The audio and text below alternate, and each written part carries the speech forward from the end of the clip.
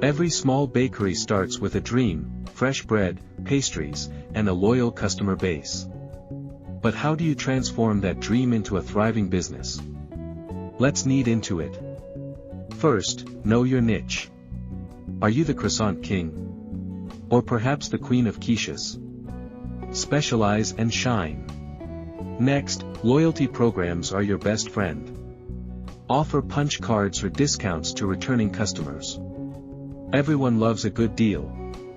Engage with your community. Host baking classes, sponsor local events, or collaborate with nearby businesses. Unity is strength. Social media is a game changer. Share drool-worthy photos, behind-the-scenes looks, and engage with your followers. Digital presence matters.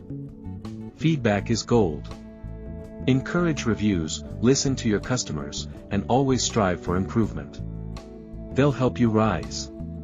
Consider delivery or online orders. In today's digital age, convenience is key. Let them enjoy your treats from home. Partnerships can be sweet. Collaborate with coffee shops or restaurants. Your pastries, their venue. Win-win. Lastly, never compromise on quality.